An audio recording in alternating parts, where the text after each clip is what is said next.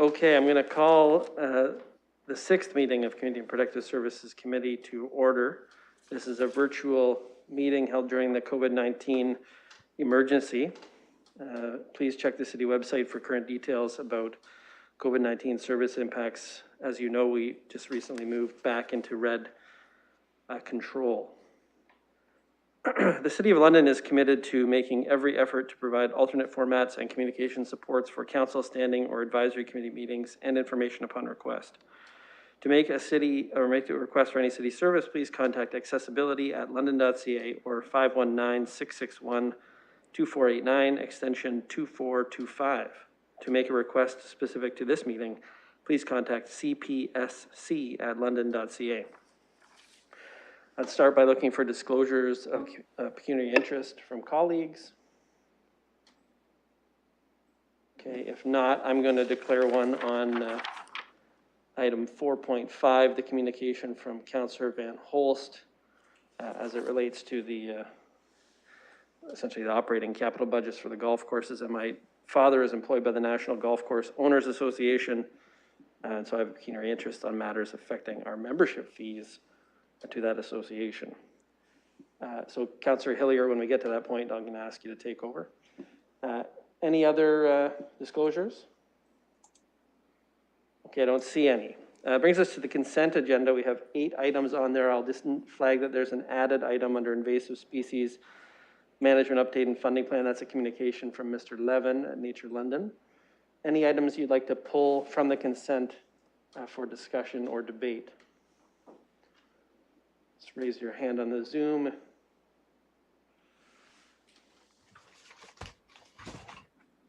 Councillor Kayabaga? I just wanted to know if we could just go through them separately. Every single item? We could do that, sure. Councillor Van Holst, I imagine that covers whatever it is you wanted to pull. It does, Mr. Chair. Okay, the first report for the Child Care Advisory Committee. Do I have a mover? Councillor Kayabaga, seconded by Councillor Lewis. Discussion, questions on the Advisory Committee report. Okay, let's open that up.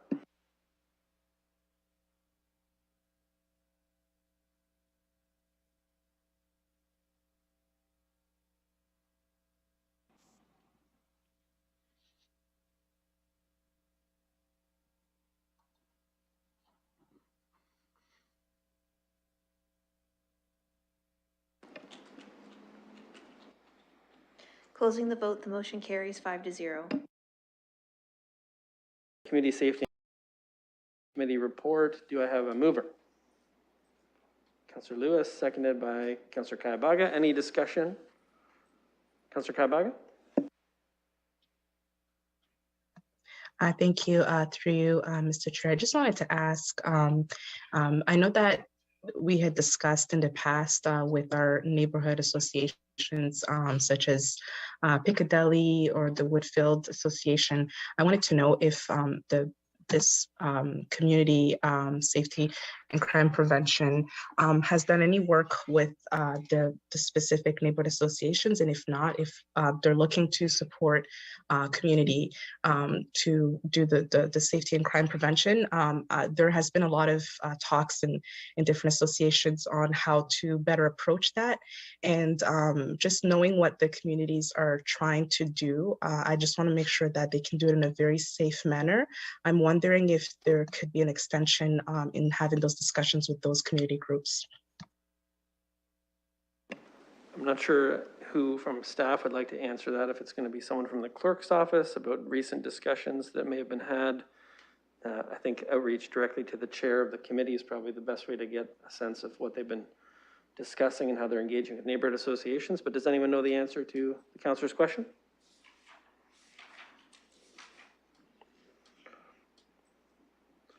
This is the first report we've had from the advisory committee in quite some time, and I don't see anything on the agenda related to that. So perhaps we can inquire with the chair and get you an answer maybe before council. Yes, that would be very useful because currently the community associations are moving to figure out a way to do their own crime preventions. And I just want to make sure that it's done in a very safe manner. There has been some some interesting suggestions that the community wants to undertake. And I think that if we could support that framework to make sure that everybody's safe, it would be really helpful. Any other discussion on the advisory committee report? Okay, let's open that up for voting.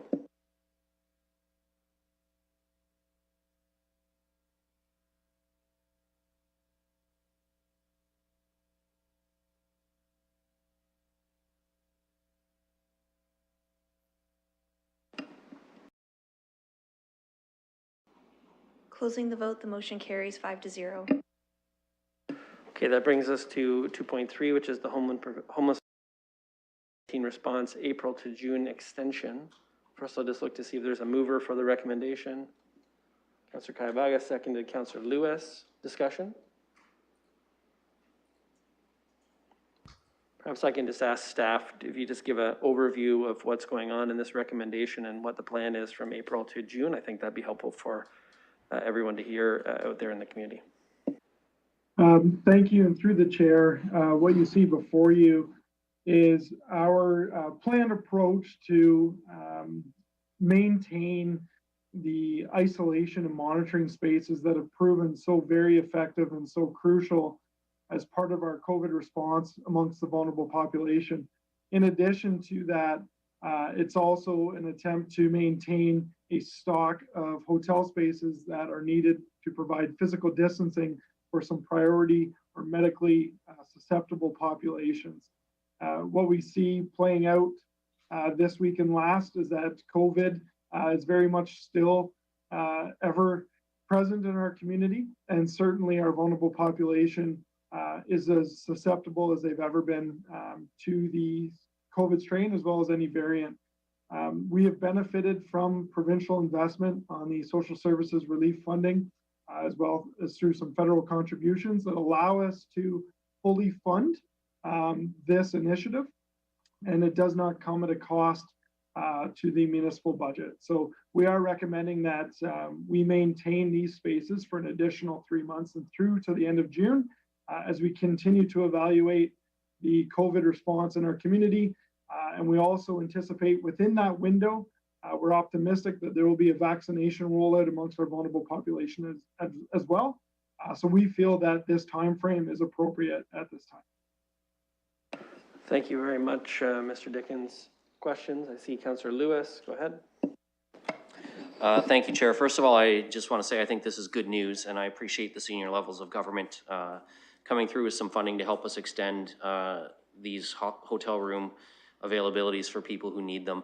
I did have a couple of questions from the community at large, and so just through you, Chair, to our staff, I just want to be clear that this is for the hotel room spaces and this is not an extension of the winter interim shelter housing situations that we had at McMahon Park and in the parking lot downtown. Mr. Dickens. Thank you, and through you, Chair, that is correct. This report is to extend our hotel uses again for physical distancing as well as for our monitoring and isolation spaces. And just so that committee's aware, the monitoring and isolation spaces are used when an individual fails a COVID screening. They will go to the monitoring space while they await testing and await their test results. And the isolation space is used for any individuals that test positive for COVID and have an inability to self-quarantine or isolate for a 14-day period. They would use the isolation space. So that's what these hotels are used for. So just a very quick follow-up through you, Mr. Chair, to our staff then. Could they just provide us on a very quick high-level update on the winter interim shelter situation so that the public is aware of what's happening with those two locations, as I understand that those are winding down now? Mr. Dickens. Thank you, and through the chair, at a very high level, yes, the work continues to evolve with the WISH Coalition. They are very involved every day in trying to successfully transition residents that are in the temporary shelters into a housing option. We continue to work across multiple city departments as well around the wind up and transition of the winter response. And what council will actually see come before them, what committee will see come before them in April, will be our winter response roll up. It will be a retrospective of the response as it were throughout the winter, as well as some confirmed next steps and conclusion to the program. So you will see that come to you, to CAPS, in April. And it's too early for us to indicate whether there would be any further requests from council at that time. Any other discussion on this report? Okay, Councillor Kaibaga, then Councillor Van Holst, go ahead.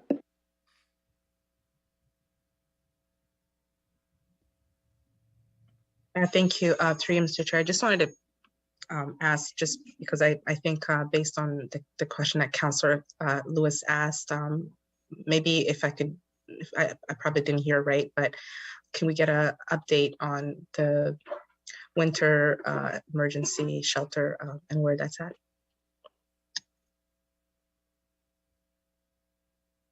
Mr. Dickens, anything to add to what you said in response to Councillor Lewis? I don't think so, other than the work continues to unfold, as I said, to help people find housing. Our WISH Coalition has been very active, as have other agencies, in trying to connect people to our head lease program. We continue to roll that work out day in and day out. Some participants are more prepared or in a better space or more willing to participate in those programs than others, but the work continues nonetheless. And we are working, like I said, across all city departments on what that wind down process looks like, including restoring the properties to their former state. So we will be reporting back to CAPS in April with more detailed information and any applicable next steps. Thank you. So I just wanted to make some comments just to thank staff for this report and the work that they've been doing towards, homelessness prevention in the city. It's a lot of work, and we're very appreciative of the initiatives that you've taken, and looking forward to seeing the update on the winter shelters, and also just continue to support people throughout the pandemic that are in need of housing. So thanks to you, thanks to staff, and thank you also for the report that you were able to share through our community meeting that we hosted last week. Councillor Van Holst. Thank you, Mr. Chair. And I have a comment and a couple questions. My comment is just really a thank you to staff, because I've had a chance to see firsthand how committed they are to get people into housing. So thank you for that. The one question for understanding. So there's we're offering hotel rooms to isolate people in the event that they're tested positive for COVID. How are those rooms cleaned? How do we deal with, how is that situation dealt with? Mr. Dickens. Thank you, through the chair. I'll actually pass this one to Mr. Cooper. His team is closer connected to the daily operations of the space. Go ahead. Thank you, Kevin, and through the chair, happy to answer this question. We actually have a contract with a cleaning company, a professional cleaning company that is focused on COVID cleaning practices. And we've been using them since early March of 2020 to provide cleaning at both our monitoring space and our isolation locations, in addition to the winter response shelters and daytime spaces. Councillor Van Holst. Okay, thank you. A very good answer. My last inquiry, Mr. Chair, I've realized that, or I've heard that some communities have been using empty commercial space to allow some homeless people to, I guess, tent inside it. And I'm bringing this up because I know that not everyone we can't get everyone into a hotel, or they may not be willing to do that. And so I wanted to inquire about that possibility. Who would like to handle that one? Thank you, and through the chair, I'll start, and if I leave any gaps, I'm sure my colleague, Mr. Cooper, will jump in. Right now, something like that is not something we've clearly brought forward to council for any direction. In fact, I would have to speak with our bylaw folks around whether that would even be permissible in the City of London. I do know from our service manager tables that represent service managers across Ontario that some municipalities, very few, have entered into this type of indoor encampment. And that's essentially what it is. You're taking an outdoor encampment, you're moving it into a commercial space, people can set up tents. Those municipalities have had a varying degree of experiences and success. I would caution that most of the experiences have not been all that helpful. Some have been categorized as a certain degree of lawlessness, and maybe that's by poor design, I'm not sure. But it is not something that we have explored doing here in the city. There may be some benefits, there would certainly be some risks, and it would take a significant amount of planning to look at doing that, in addition to finding the most suitable and applicable vacant space to house something like that in. We know when people are permitted to set up space in an encampment, our experience tells us when it's outdoors that over a period of time, that often doesn't take very long, certain behaviors can entrench themselves in those encampments. A certain level of hierarchy can establish itself within those encampments, and it becomes very difficult to manage. And often it presents a health and safety concern. We did experience this in a park this past summer, and we did experience it on Bathurst Street. And we will permit and support until there's a health and safety concern. So I will leave it at that. Councillor Van Holst. Mr. Chair, I'm happy with that response. Thank you. Okay, any other discussion on item 2.3? If not, we're going to open up the vote. Okay.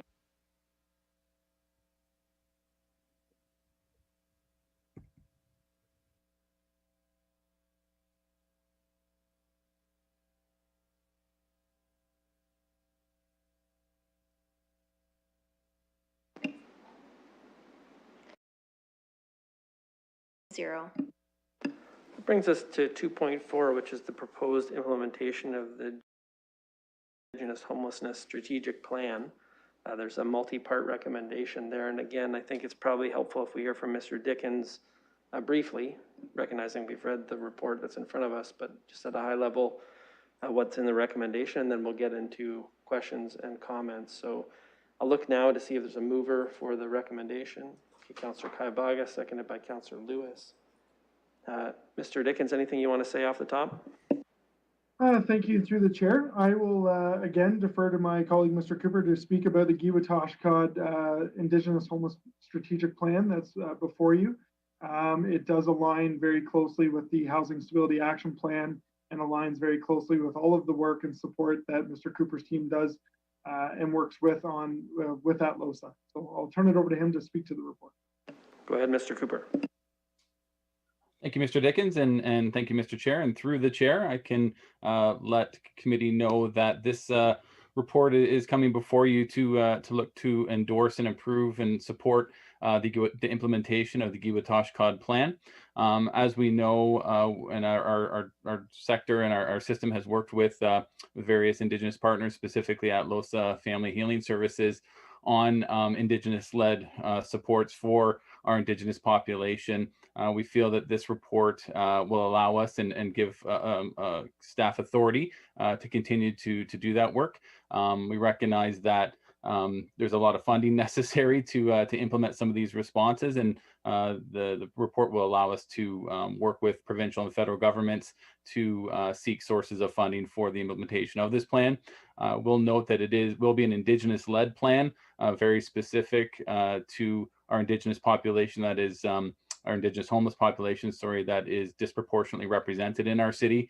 We work very closely with at LOSA and the Giwa-Tashkot Implementation Circle, and we really feel that this report and moving forward with the implementation of this plan is a key priority to working towards ending Indigenous homelessness here in the City of London. Thank you very much for that. Any questions or discussion about the recommendation or the report?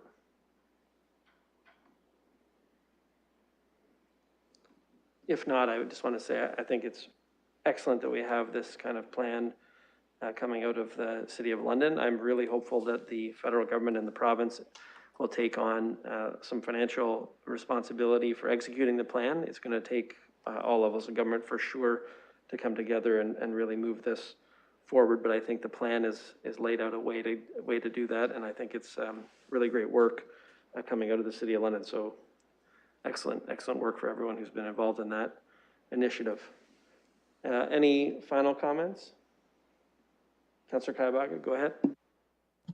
Thank you. Through you, Mr. Chair, I just wanted to thank staff as well for working with at LOSA to come up with this plan. And I'm looking forward to seeing how this is going to pan out. And this is a great plan to support the high number of Indigenous people who are experiencing homelessness right now. So it's a good plan. And thank you for the support that you've given them. Okay, we're going to open up the vote.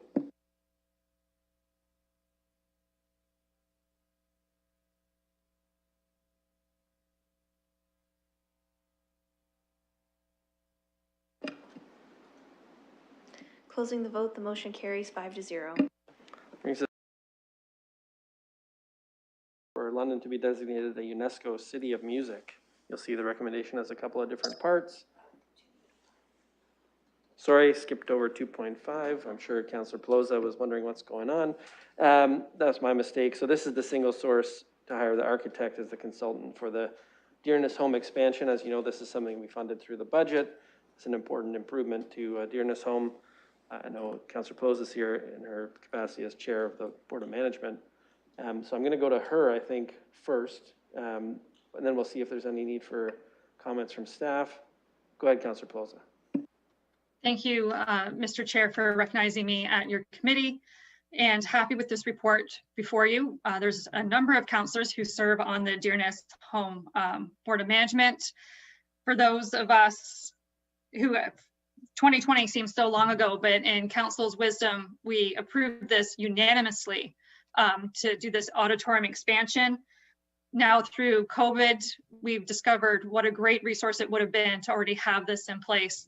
So grateful to see this before us today, recognizing the architects for the sole source recommendation is MMMC, who are actually the architects who built the original Dearness home that residents are currently in. They're going to come with the reports, materials, and help to save time and costs as we move forward.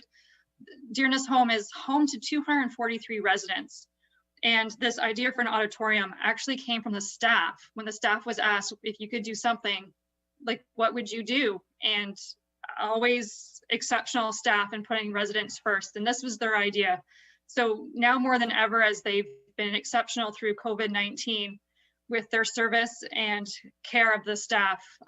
There's no better way we can keep honoring them by keep moving this forward through this process with construction to start in early 2022 and be concluded by mid-2022. So I thank committee in advance for their support of this, and as council as a whole, as we move forward and seeing something to help all the residents at Dearness and the staff be appreciated and have a higher quality of living. Thank you. Okay, I'll just look to see if there's a mover for the recommendation. Councillor Lewis, seconded by the mayor. Okay, any discussion on the recommendation? Mayor Holder, go ahead. Thanks very much, Chair. I'm delighted to participate in the process of moving this project forward. I think Kevin Dickens and his team and Dearness Home staff are to be commended for this. This is so important for the residents of Dearness. I'm just delighted, and I just want to congratulate them and really look forward to having committee's full support. Okay, Okay, I don't see any other comments, so we're going to open that up for vote.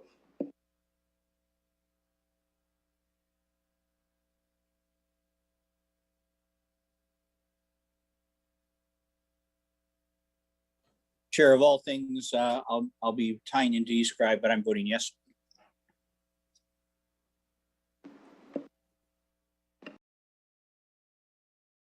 Closing the vote, the motion carries 6-0. Okay. 2.6, the application to UNESCO for London to be designated a UNESCO City of Music. Do I have a mover for that recommendation? Councillor Lewis, seconder. Councillor Hillier? Yeah. Okay, any discussion on that? Okay, we're going to open that up for a vote. Looks like a good idea to me.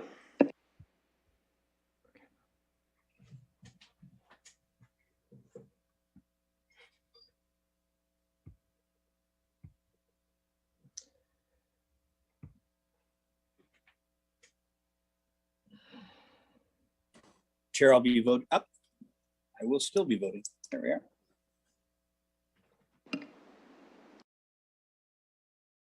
Vote the motion. Okay, brings us to 2.7.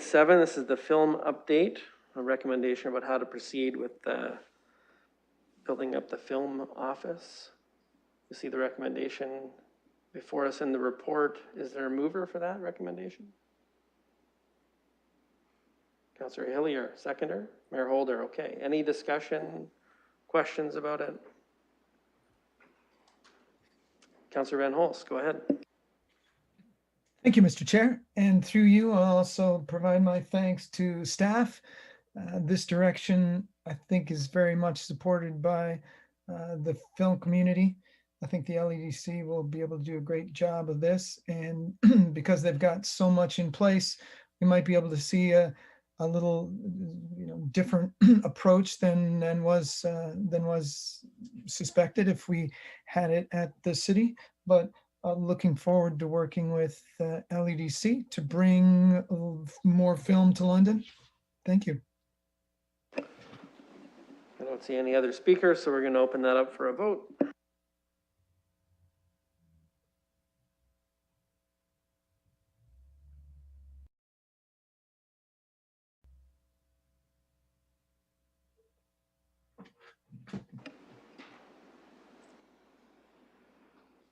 Closing the vote, the motion carries 6-0. 2.8, which is the invasive species management update and funding plan. You'll see it as a 3-part recommendation coming from Mr. Stafford's area. Just look to see if there's a mover. Councillor Lewis, seconder. Councillor Hillier. Okay, any discussion about this? If not, we're going to open it up for a vote.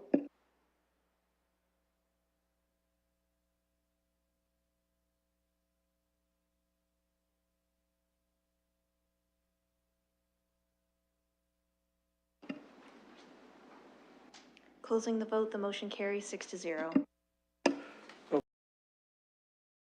I know there's another item coming up in 4.1, which is a delegation request. And I just want to clarify 3.1, we've already approved the delegation request. Mr. Cordes is here, I think, with some colleagues to talk about the youth shelter. And the second one is going to be a delegation request from Mission Services, which we'll deal with afterwards. And if we decide to grant it at this meeting, I do believe that Mission Services is here to speak at this meeting if we want that to happen. So I'm going to go to Mr. Cordes first, and you can take it away with your delegation. Try and keep it around 5 minutes if you can. Go ahead. Great. Good afternoon.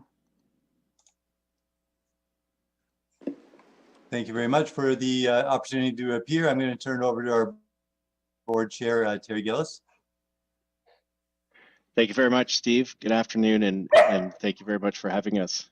In 2017, the council approved YOU as the lead in creating London's much needed youth shelter, and council supported that decision with a $1.2 million in capital funding to YOU. And we want to thank council and staff for your ongoing support of YOU's initial business plan and for the staff support that throughout the project has been immensely helpful, and incredibly grateful for that.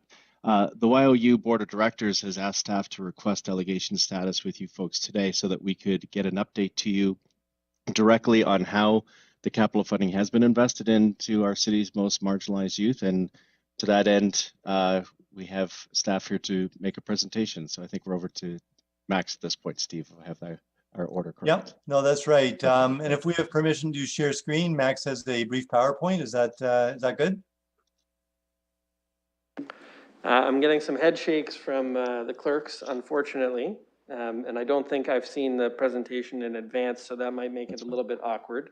But it's really so that we don't get Zoom bombed, you know, having people sharing PowerPoints and screens inadvertently with things that we don't want to see. Is there a way to do the presentation without the PowerPoint? There's always a way. So yeah, for sure. Resilience is our middle name at YOU. Okay, go ahead, Max. Yeah, thanks so much. So brief recollection, and I'll turn it over to our shelter manager shortly to get into the details in the project. But at a very high level, council has supported the capital investments to the shelter, $1.533 million. Part of our work and our business plan with council was that we would attract additional revenue support sources that would allow the shelter to be developed and built. So I'm happy to report that in addition to council's $1.5 million invested, we were able to work with Canada Mortgage and Housing Corporation on a grant of $3.01 million. And in addition, we worked with our community donors and partners to raise an additional contribution of $2.5 million from our community donors who have stepped up to help create this shelter. So in total, it was a capital investment of $7 million. City's investment was 22%, CMHC 42%, and community contributions came in at 36%. Our model of care at YOU, and now I'll turn it over very briefly. YOU put in a business case to deliver shelter services to youth because we thought we could be a bit of a disruptor in the space, meaning that we thought there was an opportunity not only to offer a safe shelter option for people that are experiencing homelessness in our community, youth in our community, but also to more immediately tie them into other service supports, employment, education, training, and permanent housing that YOU has in its wheelhouse. So within the shelter experience, and I'll turn it over to Max shortly, there's an opportunity for young people that are coming into the shelter to be engaged in YOU's employment programs that are funded through various levels of government, to be engaged in social enterprise opportunities that YOU delivers. I know counselors are very aware of these services, and to actually help young people experiencing homelessness and of course permanent housing, help young people experiencing homelessness to find a path out of it. So to that extent, for example, there's a young woman named Cece who landed in the shelter. She came from a small town, landed in London. Things didn't work out. She found herself homeless. A friend referred her to the shelter. She's in the shelter for a period of a few months. During those few months, we were able to connect her with some permanent housing options. So she now has an apartment. We're able to connect her with our social enterprise programs. So she's actually now earning a wage while she's being trained through social enterprise. And she's also taking time and effort with our employment counseling team to work towards an apprenticeship application that we're going to be going forward to Fanshawe College for a hairstyling apprenticeship. And there's a beautiful picture of her in our presentation, and hope someday we'll get a chance to show that to you. I'm going to turn it over to our shelter manager now, Max Doucette. Go ahead, Max, and if you can send the presentation deck to the clerks for the meeting, so cpsc@london.ca, we'll get that forwarded on to council so everyone can see it. Go ahead, Max. Thanks so much. Good afternoon, everybody. My name is Max Doucette. I'm the youth shelter manager for Youth Opportunities Unlimited, and I'm grateful for the opportunity to talk about the great impact the youth shelter is having on our community. To date, the youth shelter has helped 35 young people secure safe and permanent housing solutions, and we've been able to divert 30 young people through our Family Reconnect program. When an individual attempts to access shelter, they go through a diversion process, which means that we'll look for any safe alternative to shelter, because we understand that shelter should only be accessed as a last resort. We're also some unanticipated experiences we've had to date. Since we've opened up, we've had over 300 youth turned away due to capacity issues. So the demand in our community has been quite high. 4 youth have disclosed that they've been experiencing pregnancy. We've had 4 near fatal overdoses and 2 attempted suicides, all of which have been shelter staff have responded to successfully. We're pet friendly. I have some great images of some dogs and rabbits that I'd love to show you, and you'll see shortly.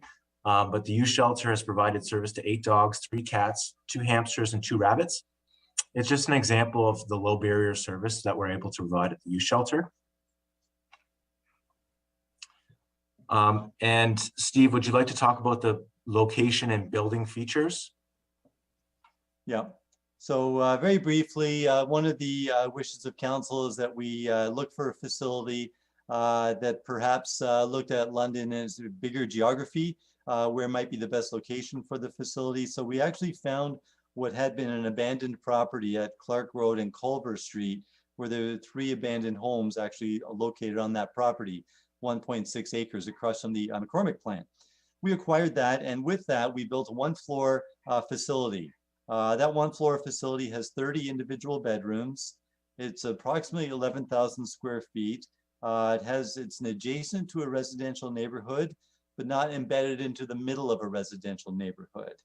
It was already zoned appropriate for shelter services, but in spite of being zoned appropriately, we still engaged in community and neighborhood consultations as we were developing plans for the site and informing our residential and our commercial neighbors about the plans for the facility, and got some great input from our neighbors, great input from community advisors.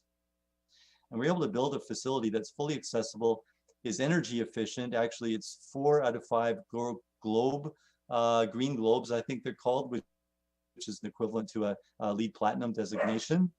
We engaged actively consultant on crime prevention through environmental design, CEPTED training. So it meets a very high level of standard for safety. And in fact, although it was designed prior to the pandemic, it's actually been incredibly well designed to support youth through COVID with individual rooms, 9-foot wide hallways, a large gathering area in the middle for lunches and breakfasts and so on, and a courtyard for people to engage in some visits outside, but still be socially distanced. So we're very proud of the facility and very proud that we were able to bring this investment into a property that had been into significant neglect prior to that. Back to Max. So the youth shelter was open on August the 17th.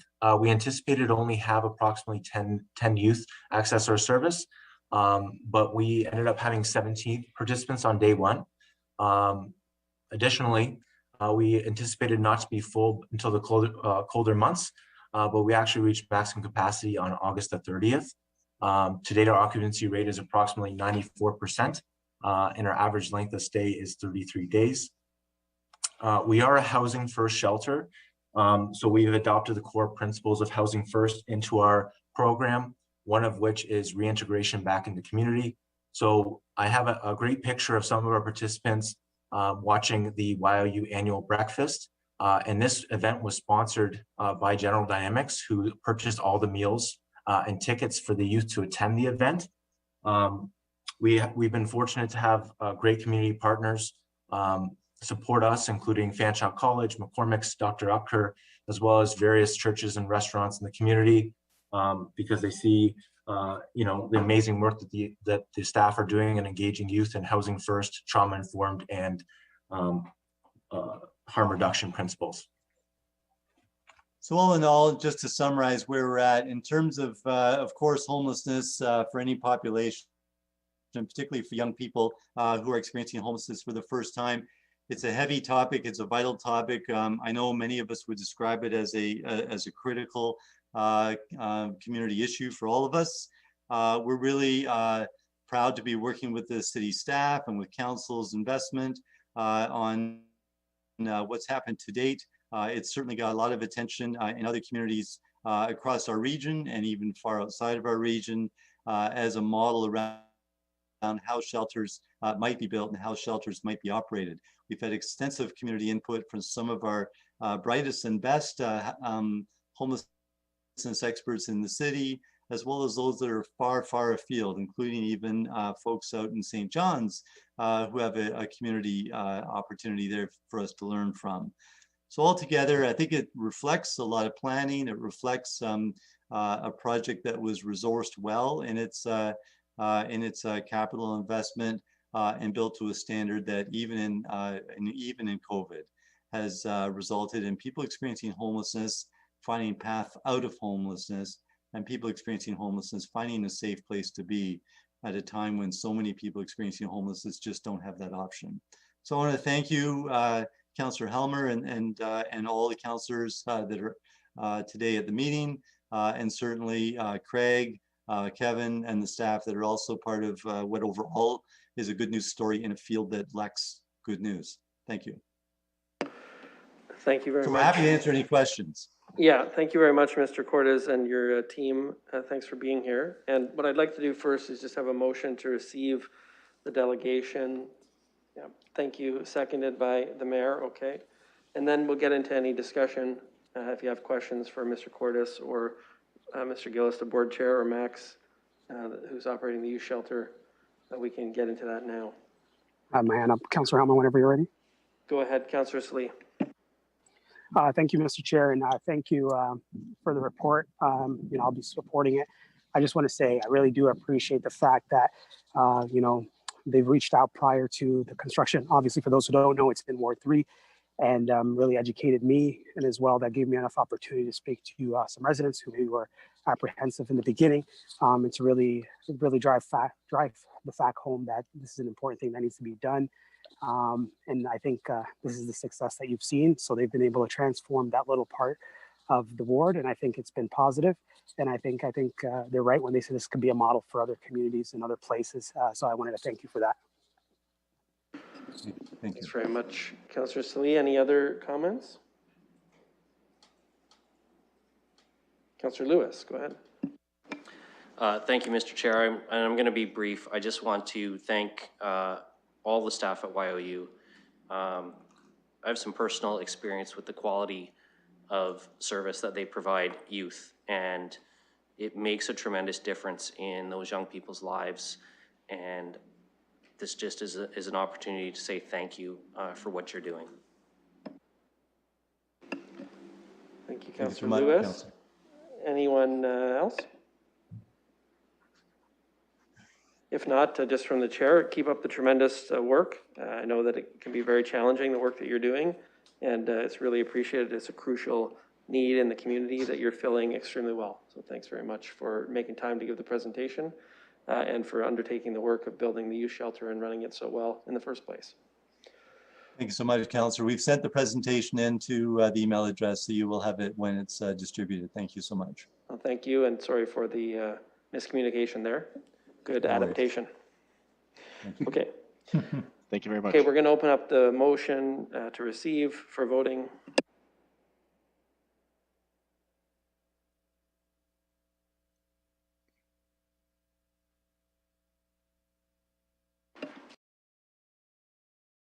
Closing the vote, the motion carries 6-0. Items for direction. So we have the delegation request from Mr. Rosaluk at Mission Services of London. I'd like to deal with that first. He is here if we want to hear the delegation right now. Is there a mover to approve the delegation request? Councillor Hillier, seconded by Councillor Lewis. Any discussion about the delegation request? Go ahead, Mayor. I was jumping into first or second. I look forward to hearing it. Okay, well, let's get that open for voting then.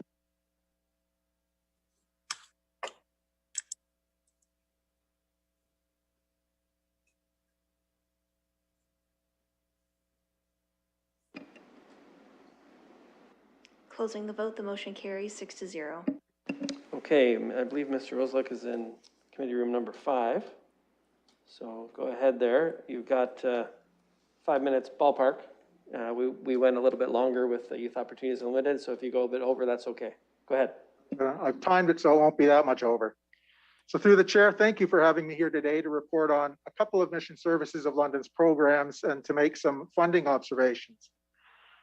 In 2014, Mission Services received federal funding through the city for a research project to determine whether early intervention could prevent family homelessness.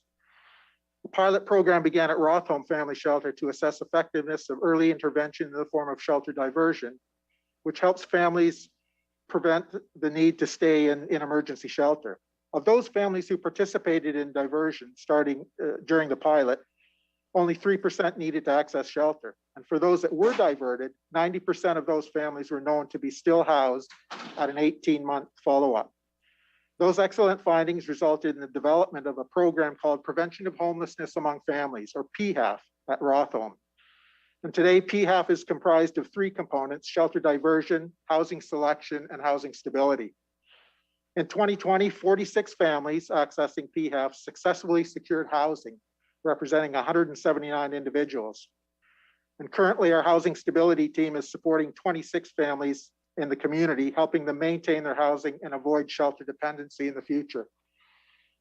So my first thank you really is to the City of London for providing access to the funding that made this pilot possible, and which led to the development of a very successful program. In 2018, one of Mission Services' strategic directions concerned housing, and one specific objective was to engage in a head lease program and a pilot project to lease a house from the city to then sublease to a family served at Rothholm.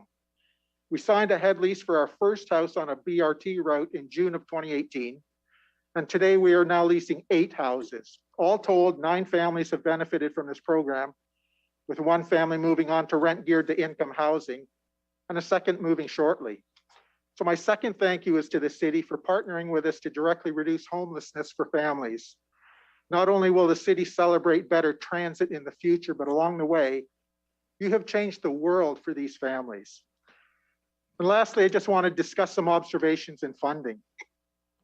So the 2021-2022 CHIPPY funding allocation to Mission Services represents a 30% reduction to Men's Mission and a reduction to Rothholm of 50% compared to previous years. So speaking as an advocate for Men's Mission and Rothholm, this reduction is potentially extremely destabilizing. I can only speak for Mission Services and for the time that I've been there. So the first thing I note is that in the past decade, the city has never funded the entire cost of shelter operations. And that is why we, and presumably all of shelters, fundraise. At first glance, it seems as though the funding cuts may be directly related to a reduction in the amount of beds we can offer due to physical distancing. Beds may be one way of determining service and therefore funding, but I suggest it's not necessarily the best way nor the only way to determine service. Most expenses are not directly related to the number of beds provided, and reducing beds doesn't necessarily reduce other costs. So an example, you've got 4 beds in a room, you remove 1 bed for physical distancing, you've reduced bed capacity by 25%. But staffing and electricity and heat and cleaning costs are not reduced by 25%. And furthermore, while beds may have decreased, the outcomes of services provided in 2020 are only slightly below that of 2019. You can see from the information that that provided that there was a reduction of 10% in the number of men that were housed in 2020 compared to the prior year, and a reduction of 25% for families. And interestingly, we responded to more opioid overdoses in 2020 than in 2019. But the funding cuts are aligned with the number of beds available. And finally, an observation regarding the temporary winter response funding. That response was absolutely needed in this city. But as best as I can determine from publicly available information, the city's budgeted operational costs related to the temporary shelter beds on an annualized basis and adjusted to 76 beds for comparison would be about 2.4 million compared to the proposed annual CHIPPY funding of 1.3 for Men's Mission. Regarding staffing, our desired service, or direct service to care ratios, or ratios during the pandemic is about 1 to 12, which is an improvement over pre-pandemic ratios. But that said, we continue really to underperform and be understaffed when compared to staff-client ratio targets of 1:5. So really the point of these comments is to acknowledge that the homelessness sector is underfunded for the services our community expects, because there's not really enough money in the system. And so while I understand that reality, I just wanted to share those observations with you for consideration in future decision-making. The RFP process to be undertaken this year really comes at a very good time. These are going to be difficult decisions for this committee to make and for council, and I certainly don't envy you in that. But my request is that decisions are internally consistent, that they're evidence-based, they're aligned with council's housing stability plan, and that the implications and ramifications are understood. So losing 30% or 50% of funding of a program, that's a big deal. So Mission Services has been a partner with the city for 70 years, a partnership that brings together know-how, resources, and joint solutions. And to meet the needs and challenges of this coming year, we clearly have to look to the community to fill that gap in funding. We fully expect to participate in the RFP process. We fully expect to continue to work with the city, with Craig and with Kevin Dixon and their team. And perhaps we should be honored that the city has confidence in us to be able to achieve what we need to do this year. And we just hope that we're up to the challenge. Thank you. Thank you very much, Mr. Rosalick, for your presentation. We are going to just have a motion to receive that presentation. Councillor Lewis, is there a seconder? Mayor Holder, okay. We're going to get into discussion. The only thing I'm going to say is that we are not under any circumstances going to talk about the pending RFP process, which we do not want to be talking about before it gets underway and before there's an evaluation. I understand why you brought it up, Mr. Rosalick, but just as a council and as a committee, we're not going to talk about that. But I think we can talk about what's happened in the past and what's happening right now outside of the RFP process. So with those comments, I just want to see if anyone has any questions or comments for Mr. Rosalick about any of the items that he brought up.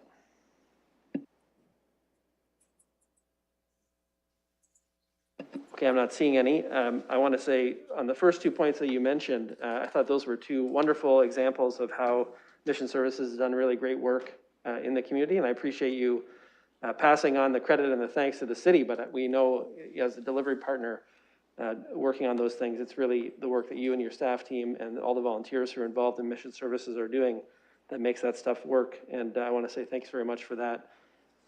I do know that Mr. Dickens and Mr. Cooper always trying to make all the funding cover all the various needs that we have out there in the community. And I think your presentation is very helpful in working through how we're going to allocate funds. You know, this is a very dynamic, difficult environment, as I'm sure you know, and we all appreciate. You know, COVID has really impacted a lot of operations. It's changed a lot of things. We're having to do things that we never would have anticipated doing, like setting up the temporary winter response on very short notice. And I think we have to be open to getting this kind of feedback from organizations that are out there trying to do their best and to deliver really needed services in the community. So I want to thank you for making the time to be here. I know you got a lot of things to be doing and a very big job. So thanks for coming down to City Hall to talk to us about these issues. Oh, you're welcome. Thank you so much. Okay. We're going to open it up for vote.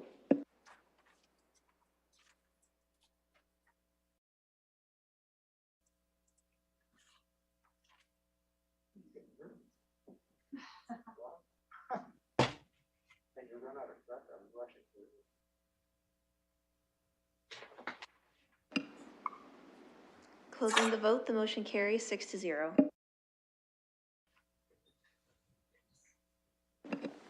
Okay, that brings us to the Accessibility Advisory Committee report. It's under items for direction because there is a request to Civic Administration to undertake a review of planning related documents.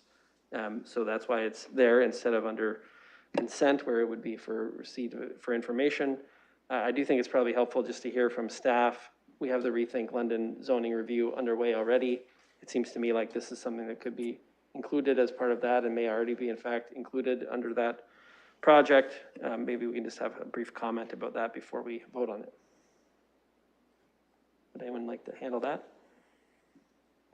I don't see anyone from planning, so.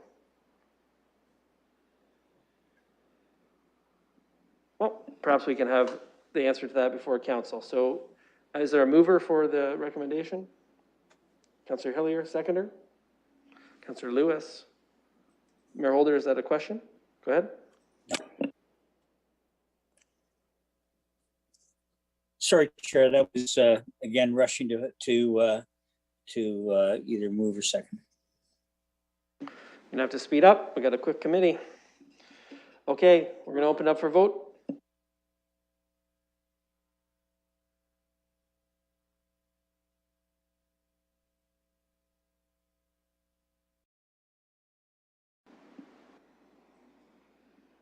Closing the vote, the motion carries 6-0.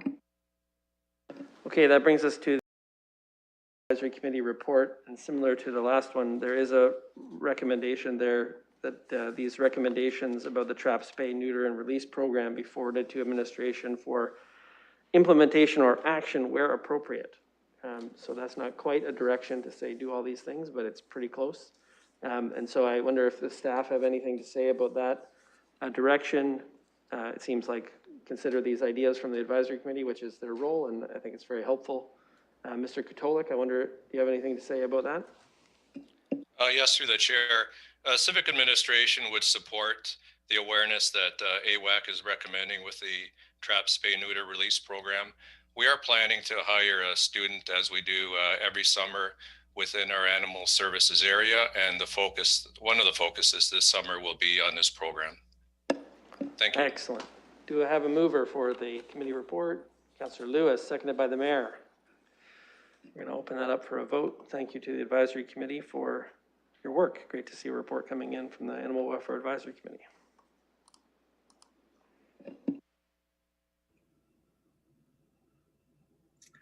Through the chair, can you?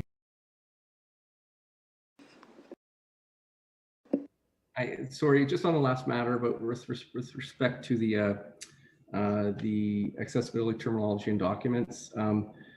We currently have a rethink zoning process that is just currently underway, and I will ensure that this matter gets put forward to that committee for consideration in the upcoming zoning bylaw review. Okay. Closing the vote, the motion carries 6-0. Thanks for closing that loop right away, Mr. Kostas. I appreciate that. That brings us to item 4.4. This is the letter from Mayor Holder about how we should build 3,000 units of affordable housing over the next 5 years. Mayor Holder, take it away. Thank you very much, Chair. Colleagues, you will find in your package a letter from me addressed to all of you. And, you know, I thought long and hard about this issue. I know we all have, because I think we're at an historic crossroads and we have an opportunity to show leadership like never before. In all the time that I've been on council, which is now literally 2 years and a few months, we have discussed issues around homelessness and the challenges that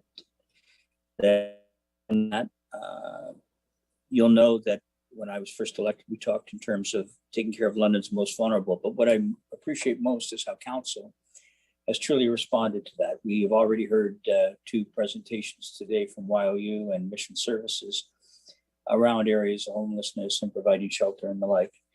London has done its part, but I feel strongly there's so much more that we can do. You'll know that that we announced in February that London was the first city in Canada to achieve functional zero for veterans homelessness. That was acknowledged by the federal government that very day. That I think is a phenomenal achievement, but I also think it's, as we have discussed and have discussed with many members of council, if we can do this for veterans, why can't we do it for the Indigenous community in London? Why can't we do it for those impacted by addictions? Why can't we do it in a way that deals with chronic homelessness? Our best numbers together, we came up with 3,000 units required to be able to deal with that. I recognize that has the potential to be a moving target, but you have to start somewhere. And what this does if we're able to, and when we're able to build these 3,000 units and produce them through a variety of means, what that does is that that deals in today's terms with the issue of chronic homelessness. Future councils are going to decide how we continue on, but what an amazing legacy that would be, in my view, for all of us. So on the average of what we've typically done, it would usually take 20 years to achieve 3,000 units to be built. You will know that in the Housing Stability Action Plan, they look forward to doing it in 10 years. So in my discussions with our own staff, with the development community, with our not-for-profit sector, can we do it in 5? So my motion, colleagues, is as follows: that civic administration be directed to expedite the development of the needed 3,000 affordable housing units as set out in the Housing Stability Action Plan to be in place in 5 years instead of 10 years as set out in the plan, and that civic administration be directed to report back to a future meeting of the Community Protective Services Committee with an implementation plan that's inclusive of financial impacts that sets out the best supports for the development of affordable housing units. From my heart, I would tell you, we must do no less. And I'm happy to answer questions. I know staff has put some thought to it. You can ask questions of them, but I'm moving this, and I believe I have a seconder in Councillor Lewis. Councillor Allen. Thank you, Mayor. Yeah, Councillor Lewis has got his hand up just as you were finishing speaking. So I imagine that's the second. It is. Yeah, I'll go to Councillor Lewis and then get on the speakers list if you'd like to weigh in. I see Councillor Salee next. Thank you, Mr. Chair, and through you, I'm very happy and honestly honored to be able to second this motion from the mayor because building on the commitment that he made in the State of the City address, I think this is the one issue more than any other that has united this council in terms of achieving real, tangible goals on the housing and homelessness challenges that we have in the city. So I'm not going to say much more other than to say I know 3,000 units in 5 years is an ambitious goal. I know that if you don't set ambitious goals, though, you don't have a chance to attain them. So I'm happy to second this and provide whatever assistance I can to all colleagues on council and to our staff to help achieve this. Councillor Salee.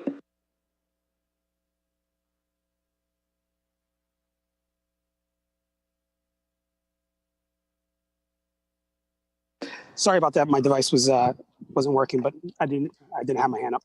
Okay, sorry. Any other speakers? Deputy Mayor Morgan, go ahead.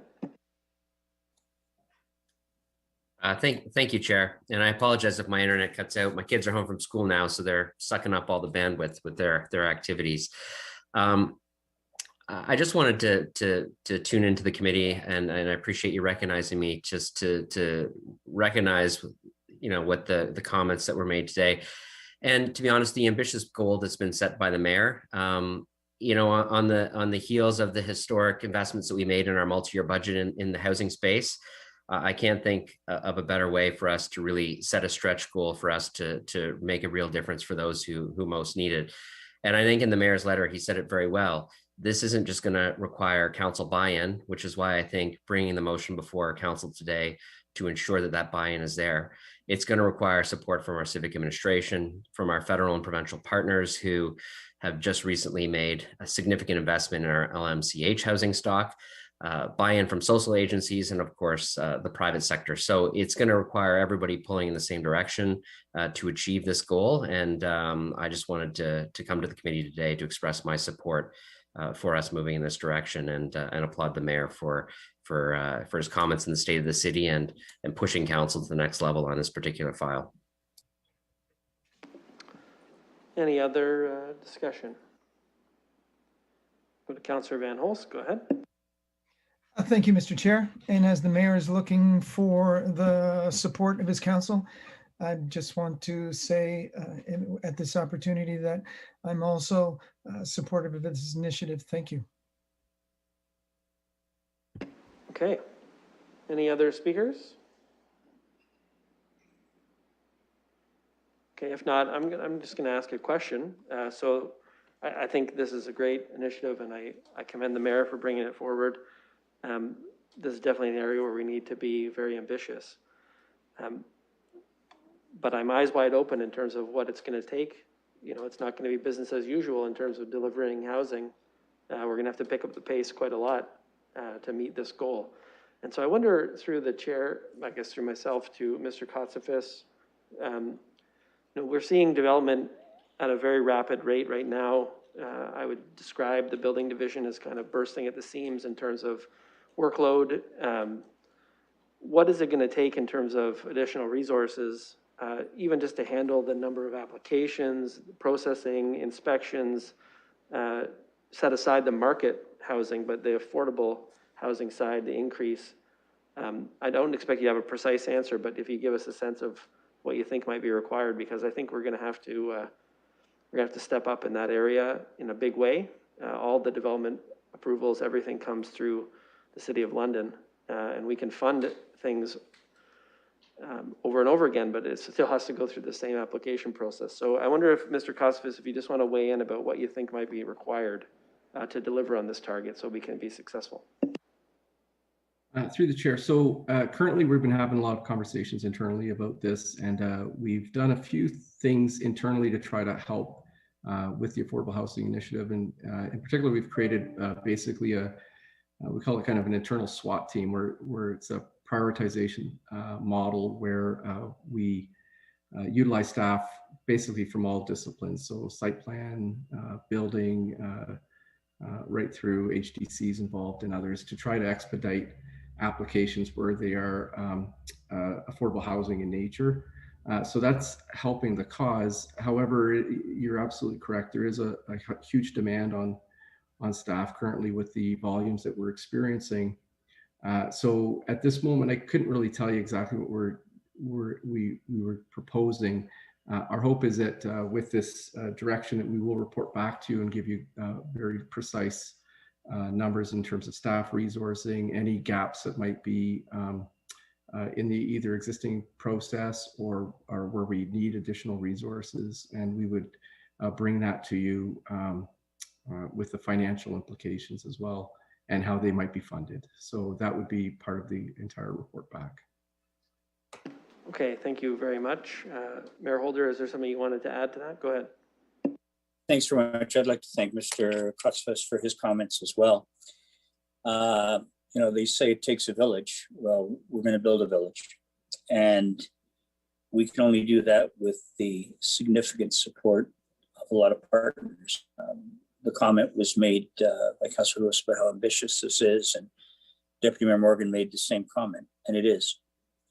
But the status quo is just not good enough. Not if we want to try to not even get ahead, just to try to catch up to what the demand and the need truly is.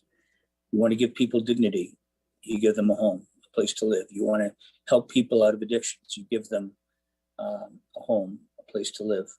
But we're going to need a lot of partners. So you've already heard reference about the senior levels of government. Absolutely need them. And we've had some discussions with both the local members of provincial and federal parliament, but ministers as well, about the need.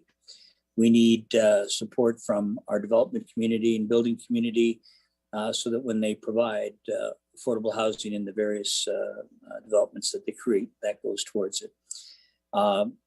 We need support internally to make those processes go smoothly and make sure that it works. We need not-for-profits. We need the Indwells, the YLUs, the Habitat for Humanities. We need everybody on board with this. And with the Mayor's Task Force on Social Impact and Recovery, and with the London Community Recovery Network, what's become clearer and clearer is that if we want to deal with the issues related to our most vulnerable, it starts with providing them appropriate shelter. When I say shelter, I mean a place that they can call their own, a place to put their stuff, a place to live with dignity.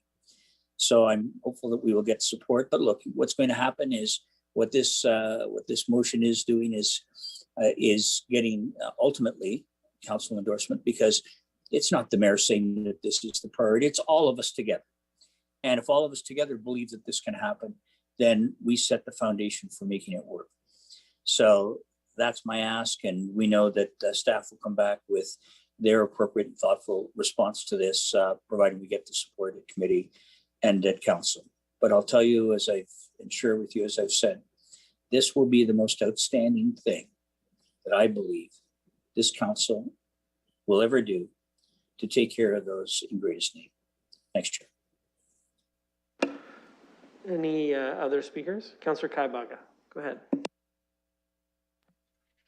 Thank you. I just wanted to, thank the mayor for bringing this forward. I think that as we recognize the issues that the City of London is facing, we know that homelessness is a big one, and lack of appropriate housing, accessible housing, and affordable housing is a big issue and challenge that we have faced continually in this city for the last couple of years. And I think this plan can be ambitious, but given the current state we're in with COVID and the numbers of people who have lost their jobs and people who are struggling right now to even stay in their homes, I think this is not an ambitious plan. It's a plan that needs to be done.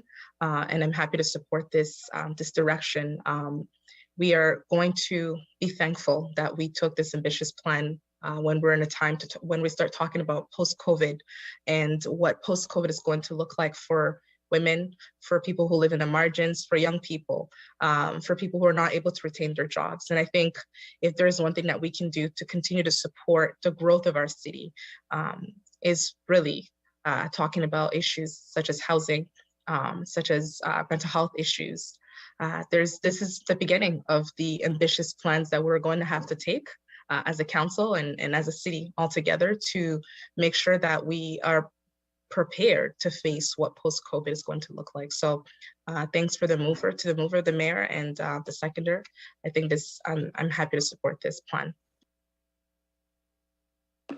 Okay, I don't have any other speakers. I just wanted to say in response to what Mr. Kosovas said, we have the building permit stabilization fund, and I just want to encourage civic administration before we have a report back, if there's some place that you need to move right away, hiring people takes a long time, and we can't just scale things up instantaneously. The overall financial impacts might take a while to report back on. What is it going to need in terms of grant money or loans, or but in the internal staff resources, if there's something that can be done to just scale that up now, I think the sooner the better when it comes to this area. And I don't think we need a direction on that front. It's certainly within civic administration's ability to do that. But I did want to put an encouraging word out there. We have some resources held in reserve from years where the building permit revenue has been very high, and I'd rather see it used now to start scaling things up now, if that's where we know we're headed. If we're going to hit these kind of numbers in terms of development, both in the market housing side and the affordable housing side, the building area is going to be very, very busy for a long time. So I would just encourage that activity to happen soon. Any other discussion? Okay. Put it up for a vote.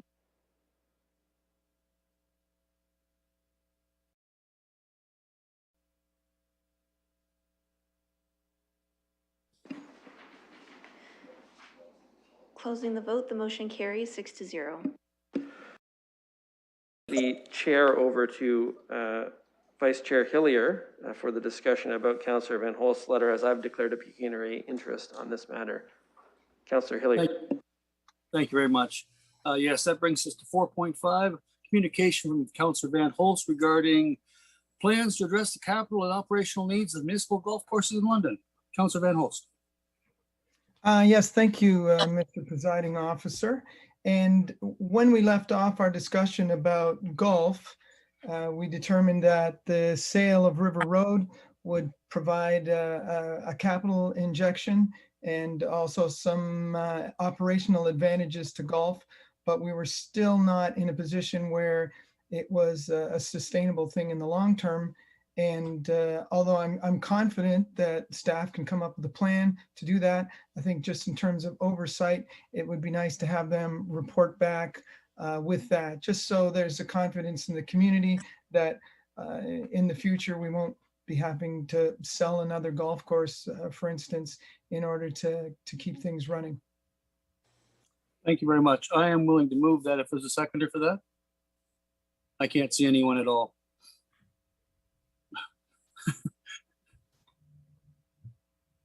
I'll second it. Thank you very much. I can't see anyone on the screen. We need to have a vote for that.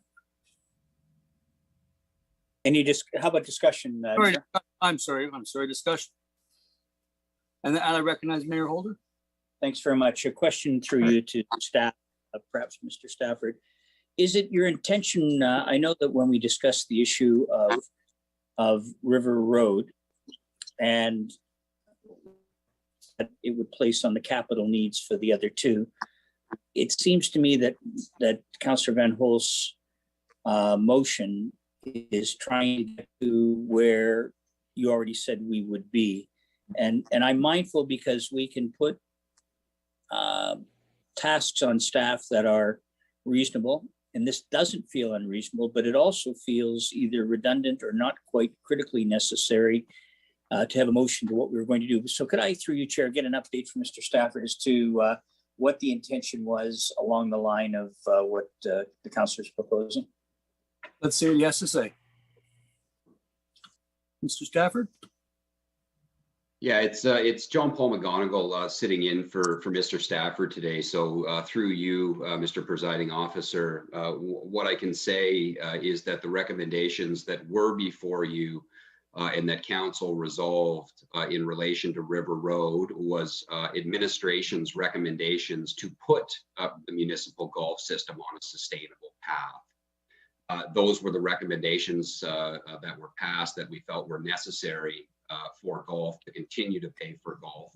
I just also wanted to recognize the annual budget process where golf is a part of that and the corporate asset management approach in which golf is a part of that.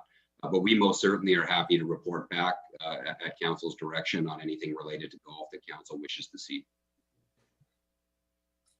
Anything else, Mr. Mayor? It sounds like we're crystallizing through this motion what administration intended to do. So it's fine. Thank you very much, Chair. Okay, thank you. I have Councillor Kayabaga and then Councillor Lewis. Thank you. Through you, Presiding Officer, I just wanted to know from the mover whether or not they were intending to second the motion just to have the conversation. I was curious to know if the money remains in a specific reserve, or if the money could be used for some of the initiatives that we're talking about right now, such as housing to support the City of London. Let's see what staff has to say. Yeah, thank you. Through the presiding officer, I think, sorry, I'm just going to ask Councillor Kayabaga to repeat her question if that's okay. I apologize. I just lost it for a second there. No worries. I was just asking if the money has to remain in the reserve for golfing, or if this money could also be considered for some of the very ambitious and bold steps that we're taking forward in addressing homelessness in our city. Thank you, and through the presiding officer, thank you for the clarification. So what I can say is that council approved a recommendation that, notwithstanding proceeds of a full or partial sale of River Road, to go to the Golf Reserve Fund. That was the recommendation that passed. I will leave it to council should they choose to change direction on proceeds of that. Thank you for that clarification. And so back to the mover, just also curious to know what other direction you're needing other than what we've already done from council. Sorry, Chair, if I could just break in here. Based on the conversation under 31.2 of the council procedure bylaw, the chair cannot move a motion. Oh. Okay. Well, would someone else care to move the motion?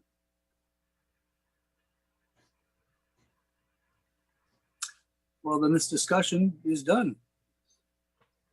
I'd like to would take back my Second. second. Mhm. And I relinquish the chair back to you, Councillor Helmer.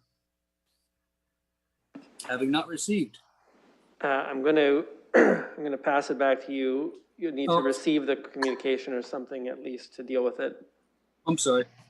Okay, motion to receive the communication for Councillor Van Holst. Ariel, Councillor Kayabага, thank you. I'll second it, Chair. Thank you. All in favor? Oh, sorry, used to a hand vote.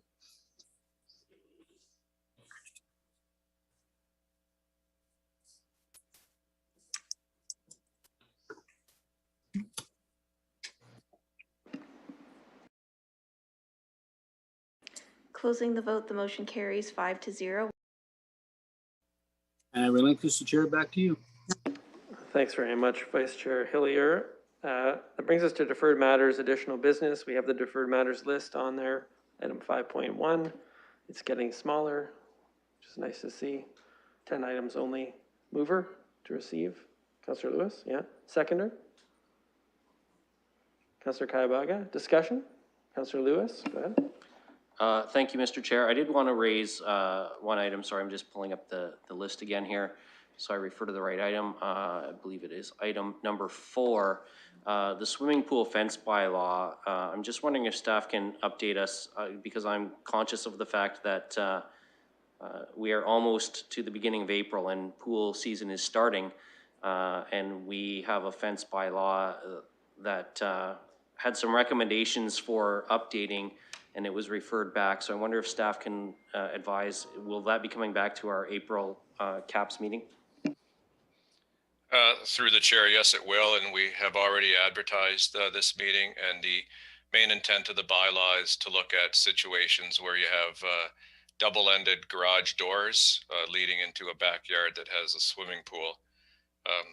Also, I'd like to point out that items 5 and 7 on the deferred matters list could probably be deleted because they were dealt with at the last council meeting.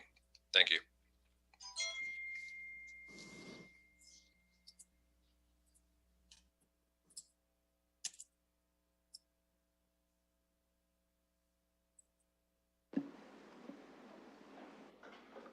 Any other discussion?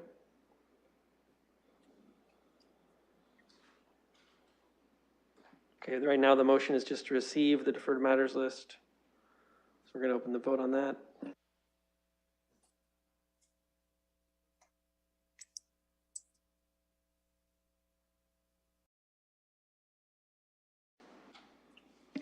Closing the vote, the motion carries 6-0. Any additional business? I don't see any. Motion to adjourn. Councillor Kayabага, seconded by. All in favor? It's your hand vote, yeah. Councillor Salee, okay, we're adjourned. Thanks very much. Thank you, Chair. Thank you, Mr. Chair.